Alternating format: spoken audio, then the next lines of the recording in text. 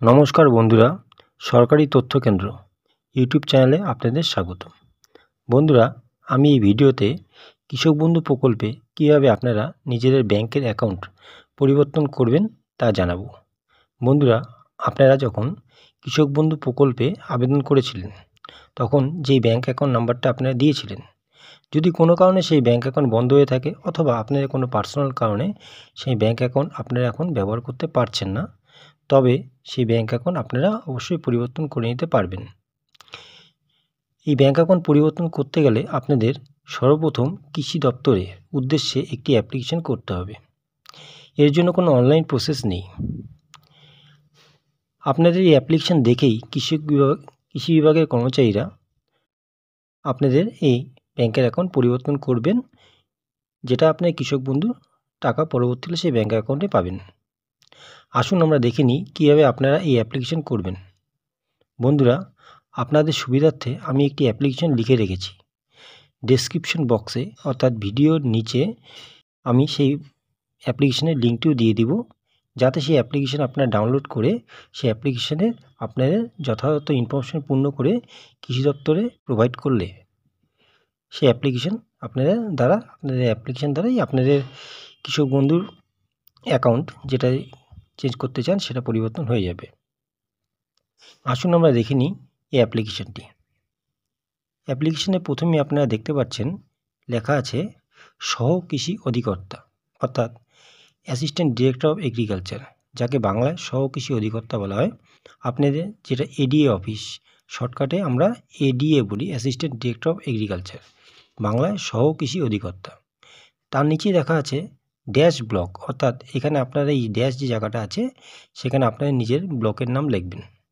Dash জেলা, এই dash যে জায়গাটা আছে, ফাঁকা জায়গাটা আছে, সেখানে আপনাদের জেলার নাম লিখবেন। তারপর নিচে দেখা যাচ্ছে বিষয়, অর্থাৎ আপনার কোন বিষয়ের জন্যই সহকৃষি অধিকর্তাকে চিঠি লিখছেন। এখানে লেখা আছে কৃষক বন্ধু প্রকল্পের উপভোক্তার ব্যাংকের অ্যাকাউন্ট পরিবর্তনের জন্য আবেদনপত্র। তার নিচেই আছে মহাশয় মহাশয়া, অর্থাৎ আপনাদের ব্লকে দেখা গেল এড়িয়ে একজন ছেলে, পুরুষ মানুষ, তাই মহাশয়, যদি অথবা উনি মহিলা হন তাহলে মহাশয়া।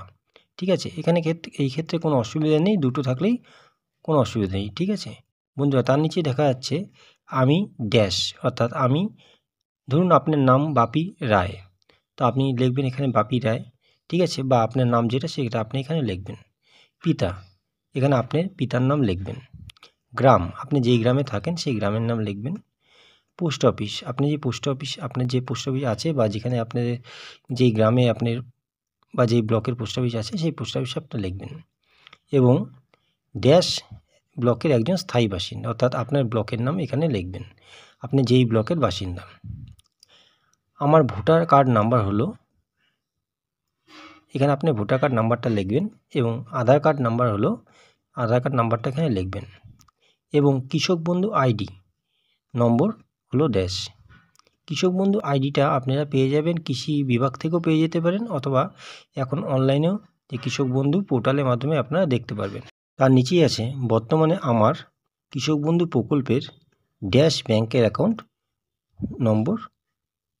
নম্বর সংযুক্ত করা আছে, অর্থাৎ এখানে যে ড্যাশ আছে সেখানে আপনি আপনার ব্যাংকের নাম লিখবেন। সেটা এসবিআই হতে পারে, ইউকো ব্যাংক হতে পারে, বা অন্য কোনো ব্যাংক অফ ইন্ডিয়া হতে পারে, বা এলাহাবাদ ব্যাংক হতে পারে যেটা এখন ইন্ডিয়ান ব্যাংক হয়েছে, বা পাঞ্জাব ন্যাশনাল ব্যাংক হতে পারে। যেই ব্যাংকে আপনার অ্যাকাউন্টটা দেওয়া ছিল আগে কৃষক বন্ধু প্রকল্পে, সেই ব্যাংকের অ্যাকাউন্টটা আপনি এখানে লিখবেন। নিচে আছে কিন্তু আমার কিছু পার্সোনাল কারণে আমি সেই ব্যাংকের অ্যাকাউন্ট ব্যবহার করতে পারছি না। ঠিক আছে, এখানে পার্সোনাল কারণটা লেখার দরকার নেই, কারণ হচ্ছে কৃষি বিভাগের কর্মচারীদের আপনার পার্সোনাল কোনো কারণ জানতে চাবে না, বা আপনি এখানে উল্লেখ করারও দরকার নেই। ঠিক আছে, আপনি এটা অধিকার আপনি চেঞ্জ করতে পারেননি।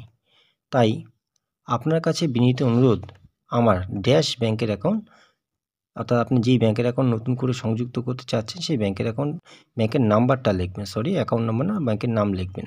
অর্থাৎ সেটা পাঞ্জাব ব্যাংক হতে পারে, এসবিআই হতে পারে, বা ইউকো ব্যাংক হতে পারে, বা এলাহাবাদ ব্যাংক হতে পারে। সেই ব্যাংকের নামটা এখানে লিখবেন। ব্যাংক অ্যাকাউন্টে আমার কৃষক বন্ধু প্রকল্প সংযুক্ত করতে আমাকে এই প্রকল্পের সুবিধা পেতে সাহায্য করুন, অর্থাৎ সংযুক্ত করে আমাকে এই প্রকল্পের সুবিধা পেতে সাহায্য করুন।